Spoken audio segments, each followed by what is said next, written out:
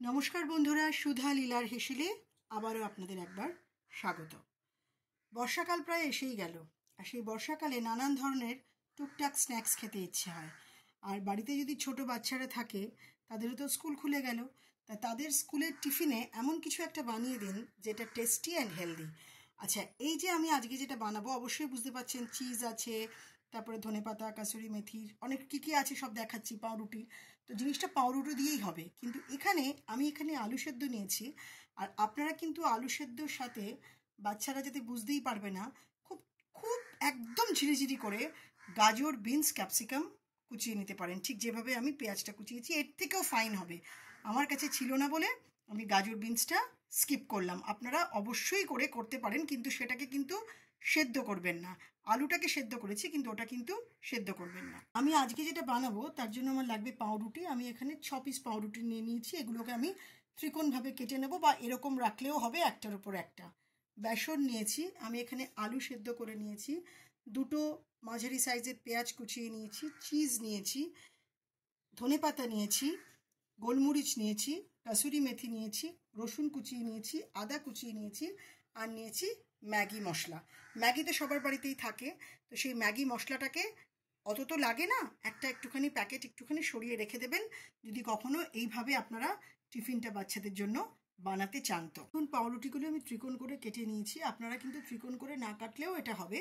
আমি এটা এভাবে কেটে নিলাম। আমি একটা কড়াই চড়িয়েছি, কড়াই চড়িয়ে গ্যাসের আঁচটাকে একদম কম করেছি। এবার আমি 2 কিউব মতো মাখন এখানে দিয়ে দিলাম। যখন গলে যাবে, যখন মেল্ট হয়ে যাবে, তখন এটার মধ্যে যে পেঁয়াজটা আমি কুচিয়ে রেখেছিলাম সেই পেঁয়াজটা দেব।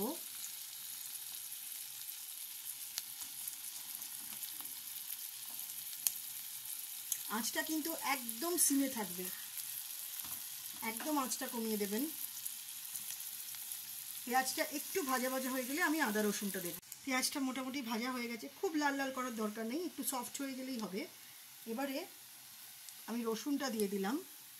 সামান্য আমি 2 কোয়া মতো রসুন নিয়েছিলাম। আর আদাও আমি খুব হাফ ইঞ্চিরও কম, একদম ছোট ছোট করে কুচিয়ে নিয়েছিলাম, সেটা দিয়ে দিলাম। আর দেবো এখন এখানটাতে হাফ চামচ মতো নুন। আপনারা নুনটা আপনাদের প্রয়োজন মতো কম বেশি করে নেবেন। এবারে এটাকে ভালো করে আমাকে মিশিয়ে নিতে হবে, যাতে আদা আর রসুনের কাঁচা গন্ধটা চলে যায়। আদা রসুনটা যখন মোটামুটি পেঁয়াজের সাথে ভাজা ভাজা হয়ে যাবে, তখন আমার এখানে সেদ্ধ করে রাখা যে আলুগুলো, সেই আলুগুলো আমাকে দিয়ে দিতে হবে। আর ঠিক এই সময় আমি এখানে দিয়ে দেবো গোলমরিচের গুঁড়োটা, দিয়ে দেবো ধনেপাতা কুচিটা, দিয়ে আবার ভালো করে এগুলোকে মিশিয়ে নাড়িয়ে নেব। আলুর সাথে যখন সব মশলাগুলো মোটামুটি ভাজা ভাজা হয়ে যাবে, তখন এই যে কাসুরি মেথি যেটা রেখেছিলাম, সেই কাসুরি মেথি দিয়ে বেশি ভাজবেন না, তাহলে কিটকুটে হয়ে যায়।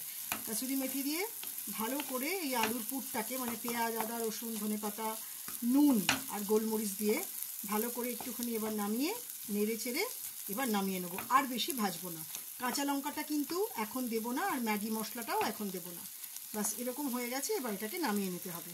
আলুর পুরটা আমার হয়ে গেছে, আমি একটু ঠান্ডা হতে দেবো, আর এটাকে একদম চটকে পুরো মিহি করে নেব। তারপর পাউরুটিগুলোর মাঝখানে লাগাবো।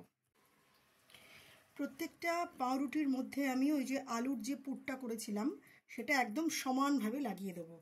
এবারে এর ওপরে দেবো আমি চিজ, টুকরো টুকরো করে চিজ কেটেছি, এই চিজগুলো আমি দেবো। এই যে এখানে দেখুন টুকরো টুকরো করে চিজ কাটা আছে, এই চিজগুলোকে দিয়ে আমি একটার উপর আরেকটা পাউরুটি এঁটে দেবো।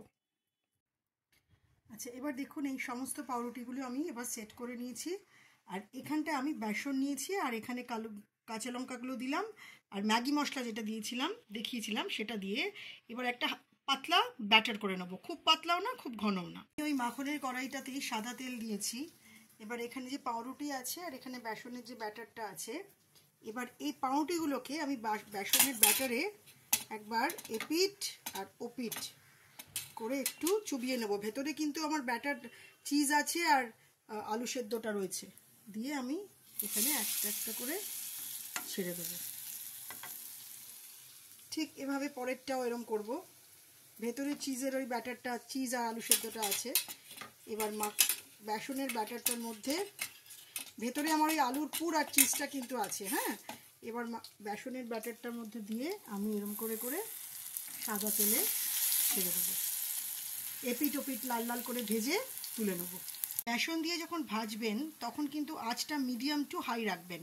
আর আমি কেন বলেছিলাম পুরোটাতে সমানভাবে মেশাতে, তাহলে এটা খুলে যাবে না। হ্যাঁ, ওই জন্য বলেছিলাম।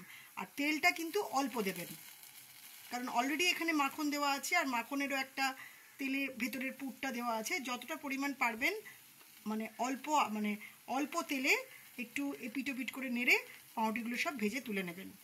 হয়ে গেল আমাদের super tasty bread cheese pakora. উপরে একটু গোলমরিচ ছড়িয়ে দেবেন আর টিস্যু পেপারে নিয়ে সার্ভ করে দিন গরম গরম। এটা খেতে পারেন আপনারা সকালের ব্রেকফাস্টে কিংবা বিকেলবেলা বা বাচ্চাদেরও টিফিনে দিতে পারেন। ছোট বড় সকলের ভালো লাগবে। কেমন লাগলো আমার এই ভিডিওটা বলবেন। আর যদি ভালো লেগে থাকে অনুরোধ রইল একটা ছোট্ট সাবস্ক্রিপশন, লাইক আর কমেন্ট করে পাশে থাকার। ভালো থাকবেন, সুস্থ থাকবেন, আনন্দে থাকবেন, খাওয়া দাওয়ার মধ্যে থাকবেন।